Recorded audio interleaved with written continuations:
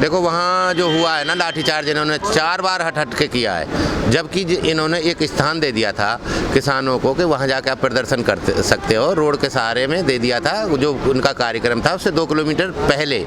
और वहाँ पहले इन्हीं ने बोला है और डीएम ने खुद बताया है कि आप वहाँ जाकर, डीसी ने उसके ने हरियाणा के करनाल वालों ने, तो लेकिन फिर उसके बाद में भी उन्होंने लाठीचार्ज किया है। और आप देख रहे हैं उसका क्या यूट्यूब पर उस पर सारे चल रहा है, न्यूज़ चैनल पर उस पर कि जो एक एसडीएम साहब हैं उन्होंने, और वो आरएसएस के सिन्हा जी हैं जो उनके वो भतीजे हैं, रिश्तेदार हैं, और उन्होंने खुद जाके बोला कि लाठी पूरी सिर में पड़नी चाहिए, पैर वैरों में नहीं डालना। जब आपने ही आदेश दिया, 4 रोडवेज की बस भी हरियाणा रोडवेज की वहाँ खड़ी हुई है टोल पे ही, वो ले जाती उनको, किसानों को ले जाकर वो करना था। और 15 किलोमीटर दूर करनाल से वो हमारा वो टोल टैक्स है, और टोल टैक्स पे वो आराम से बैठे और वहीं से निकल के सारे मंत्री गए, कोई डिस्टर्ब नहीं कर रहा है। जानबूझ के उनको छेड़ा है, जानबूझ के उनको लाठीचार्ज किया है और उनको बरगलाया गया है, और 4 बार हट के खेतों तक कर वहाँ तक जाके लाठीचार्ज, बताओ निहत्थे किसान पे किया है। बताओ ये किसान ऐसा है और आराम से बैठा हुआ है, और 9 महीने हो गए, 9 महीने से कोई यहाँ दंगा आ रही, किसी से कुछ बोल रहा है, कोई मूंगफली भी किसी की नहीं ले रहा है, और कितनी भीड़ बैठी हुई है किसान की। लेकिन जो किसान है हरियाणा और पंजाब के, वो भी जो बीजेपी के नुमाइंदे हैं उनका पीछा नहीं छोड़ रहे हैं, उनकी गाड़ी रोक लेते हैं, उनके वो काले झंडे दिखाते हैं, उनके साथ में मारपीट कर देते हैं, काला तेल डाल देते हैं उनके ऊपर। जब एक बात बताओ, तुम निहत्थे किसान को लाठीचार्ज करोगे उस पर, और एक ही दिन में 4-4 बार करोगे, तो वो क्या करेगा? आप उनको उकसाने ऐसे उन्हें भरमारे हो कि जिससे कि वो किसान कैसे भी आवेश में आए और हमारे साथ कुछ ना कुछ करे, और हम इसको बहाना लेके या कुछ लेके इनके धरने को उठाएं।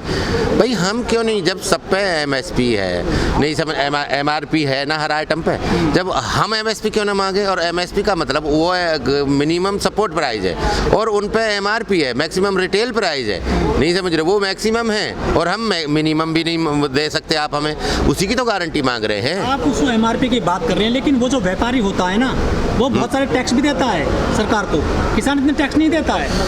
वो आप नहीं जानते हो, टैक्स कोई नहीं देता है। टैक्स जो आइटम वो बनाएगा। आप कोई भी चीज़ लेने जाओ, आटा लेके जाना, आज एक थैली लेना आटे की, 5 किलो की आज एक थैली ले लेना आटे की। गेहूँ हमसे ही 20 रुपये खरीदा गया है, 20 कहाँ, हमसे तो 14 रुपये ही लिया है किसान से, तो नहीं समझ रहे? और वहाँ जाके 20 रुपये किलो मान लो, 1 रुपये किलो उसकी पिसाई का लगता है। उस थैली को पकड़ के देखना, उस पर जहाँ एक्सपायरी डेट होगी, जहाँ रेट लिखा होगा, उसके नीचे इंक्लूसिव ऑल टैक्सेस लिखा होगा। समझ रहे हैं? कोई भी फैक्ट्री इंडस्ट्री वाला या कोई भी आदमी टैक्स नहीं देता है। ये तुम्हारे दिमाग में नेताओं ने भरा हुआ है, ये इन्होंने इसी के हिसाब से ये खा रहे हैं, इनको पब्लिक को, किसान को, इसको बरगला रहे हैं, मजदूर आदमी को, कि ये टैक्स दे रहे हैं। ये टैक्स क्यों देंगे? कोई भी 1 रुपये की तुम माचिस लो, कोई भी चीज़ तो लो, आप दिखाओ मेरे को कोई आप पे जो आइटम कोई भी चीज़ है, उसके नीचे जहाँ एक्सपायरी डेट होगी और उसका रेट होगा, उसके नीचे एक लाइन खिंची होगी लाल रंग से, इंक्लूसिव ऑल टैक्सेस। सारे टैक्सेस तो वो इससे ही लेगा ना, पब्लिक से ही। वो क्यों देगा? वो कितने दिन दे देगा? 1 साल दे देगा टैक्स अपने घर से, वो तो बर्बाद हो जाएगा। वो तो कह देगा मैं कहाँ से टैक्स दूंगा, वो सारे टैक्स पब्लिक से ही जाते हैं। ये एक वो बना रखी है इन्होंने, बहकाने वाली सिस्टम बना रखा है नेताओं ने। और यही चेंज हमें जो हमारी 5 तारीख की पंचायत है ना, ये सारे हमने डीप इनकी नॉलेज कर ली है। वहाँ कोई भी बड़ा आदमी या कोई भी जितना भी इंडस्ट्रियलिस्ट, कॉन्ट्रैक्टर, बड़ा बिल्डर, या कोई भी जैसे जिनके भी ये हॉस्पिटल चल रहे हैं, कुछ भी जो भी चीज़ चल रही है, वो कोई भी टैक्स नहीं देता है, 1 रुपया भी नहीं देता। जो यूजर है, एंड यूजर कौन है? एंड यूजर तो वो पब्लिक ही है ना। हाँ, उपभोक्ता, एंड यूजर तो हम है।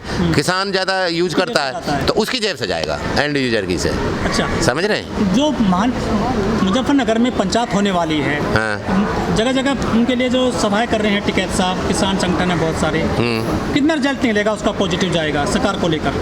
नहीं, देखो अभी हम थोड़ा सा जो किसान हमारा 20-25-30% भ्रमित है ना, उसको जगा रहे हैं हम। ये जो पंचायत हो रही है उसको जगाना है, उसको समझाना है कि भाई ये किसी एक बिरादरी के, एक क्षेत्र, एक कौम का ये आंदोलन नहीं है। अगर तुम नहीं जागे तो 5 साल बाद में तुम भूमिहीन होकर ही वोट डालोगे। ये लास्ट चुनाव है उत्तर प्रदेश का, जो किसान अपनी खेती रहते हुए डालेगा वोट। उसके बाद में, क्योंकि जितने भी ये कानून लाए जा रहे हैं, इनसे पीछे ये तो कानून तो दिख रहे हैं, इसके पीछे 10 अदृश्य शक्ति लगाई हुई है। अदृश्य शक्ति क्या होती है? अदृश्य जो दिख नहीं रही है इन्हें, किसानों को बेचारों को पता नहीं चल पा रही है। जो भी डीजल है, जो यूज करेगा किसान, वो ही रेट बढ़े, उसी का रेट बढ़ेगा। खल है हुई, वो अगर वो दूध बेचता है, किसान ही बेचता है, वही पैदा करता है, तो खल के रेट बढ़ेंगे। खाद है तो खाद के रेट बढ़ेंगे। डीजल यूज करेगा तो डीजल के बढ़ेंगे। पेट्रोल यूज कर रहा है, अब देखो। और जितनी भी लोहा का, जैसे स्टील स्टील की चद्दर होती है, वो कोई ट्रॉली है, टैंकर है, कोई भी चीज़ बनवाएगा वो ज़्यादातर किसान ही यूज करता है उसको, वो बढ़ेगा। स्टील की वो नहीं बढ़ेगी, जो बार होती हैं जो सरिया बोलते हैं उन्हें, वो नहीं बढ़ेगी क्योंकि वो बिल्डर यूज करेगा, उसको पूंजीपति यूज करेगा, उसको ये जो नौकरशाह हैं ये यूज कर रहे हैं क्योंकि इन पर पैसा है। और हर मेरे 1-2 साल में कोठी अपनी अलग खड़ी कर देते हैं ये, समझ रहे हैं। हर उसमें बड़े बड़े शहरों में और हिली स्टेशनों पे, फार्म हाउसों में वो बनाए जा रहे हैं। और मेन रोड जो किसान से लिए जा रहे हैं, जितने भी मेन रोड हैं, जितने रेलवे के जो ट्रैक हैं, उनके पास में जितनी भी ज़मीन है ज़्यादातर इन्हीं पूंजीपतियों पर, इन पर नौकरशाहों पर पहुँच ली है वो। तो किसान 26 तारीख को लाटला गए थे, वहाँ बवाल हो गया था झंडा लगाने को लेकर। उसके बाद में बड़ी पंचायत होने जा रही है मुजफ्फरनगर में, कुछ आशंका है आपको वहाँ पे हालात बिगड़ने की? नहीं, देखो हम तो अपनी तरफ से पूरी कोशिश है, हमारा तो देख किसान का आंदोलन है, हम अपने आंदोलन को तो बिगाड़ेंगे नहीं। हम पूरी सचेत रहेंगे और पूरा इसको अवेयर हैं और हर हाल में हमें किसी भी कीमत पर कोई भी हमें कितना टॉर्चर करो, चाहे कितना भी मिसलीड करो, कुछ भी करोगा, हम आवेश में नहीं आएंगे। हमें अपनी पंचायत को सफल बनाना है। लेकिन वो लोग कहते हैं कि असली किसान तो खेत में काम कर रहा है, ये सड़क पर जो आंदोलन कर रहे हैं ना, ये असली किसान नहीं है, आड़ती हैं। नहीं, एक मिनट तो सुनो, किसान तो एक पूरा आप सोचो कि सारा किसान आके बॉर्डरों पे ही आके बैठ जाए, खेती किसानी को भूल जाए, उसको वो तो हो नहीं सकता क्योंकि वो खाएगा क्या, उसके बच्चे क्या खाएंगे। मान लो हमें बच नहीं रहा, लेकिन हमें पैदा तो करना है, ये देश का खाएगा।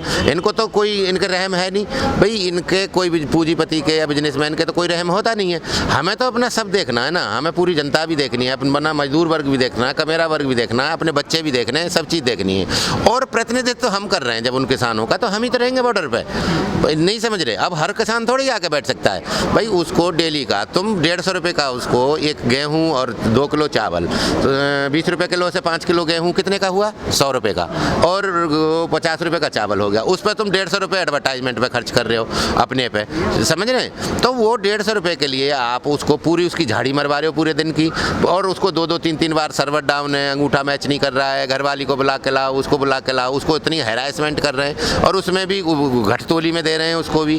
तो ये कर करके इनको ऐसे बेचारे किसान को ऐसे फंसाया जा रहा है कि ये बस हार के अपने खेत को फेंक दे। ऐसा नहीं होगा, और हम ही उनके प्रतिनिधि हैं, तो हम ही रहेंगे बॉर्डर पे, और उसको नहीं रखेंगे हम यहाँ। किसान जो तीनों किसान कानून है उनको बदलने की बात नहीं करता है। किसान ये भी कहता है कि देश पूंजीपतियों के हाथों में चला गया है। किसान पिछले 9 महीने से इन सब बातों को करता आ रहा है आंदोलन के द्वारा। लेकिन इसी दरमियान जो मोदी सरकार है उसने बहुत सारी जो सरकारी उपक्रम हैं उनको ठेके पे दे दिया है। उनको जो है 6 लाख करोड़ रुपए इकट्ठा करने के लिए मोदी सरकार ने ठेके निकाल दिए हैं। लेकिन जो किसान जो इन बातों को करते थे कि हम कंपनियां नहीं बिकने देंगे, देश नहीं बिकने देंगे, वो तो सारी चीज़ें होती जा रही हैं। सरकार पे कुछ असर नहीं पड़ रहा है किसानों का।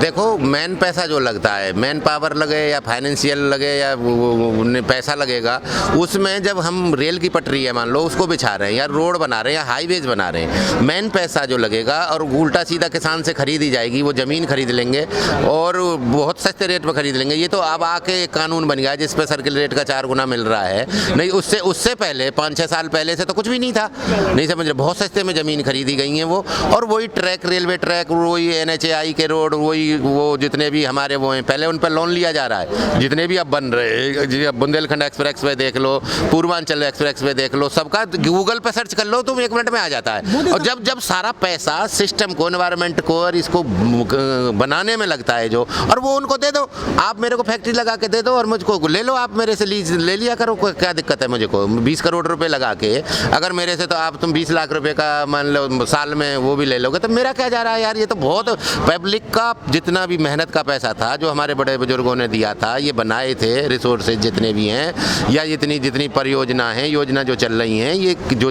बनाए थे, उन पर टोल लेगा वही पूंजीपति, टोल लेगा। अब उनको दे देंगे, वो पैच रिपेयर करेगा थोड़ा सा, 10-20 लाख रुपए, 10-20 करोड़ रुपए खर्च करेगा ये NHAI के एक रोड पे, वो ले लेगा, उससे गवर्नमेंट से ले लेगा। और जबकि पैसा हमारा तो जब किसान से सस्ती ज़मीन ली गई, मिट्टी डलवा डलू के सारा पैसा गवर्नमेंट का खर्च हुआ, रोड बनाई गवर्नमेंट ने बनाई, और उसका सारा पैसा चला गया, टैक्सेस का, टैक्स भी हमसे ही लिए गए, और वो फिर पूंजीपति को दे दिया।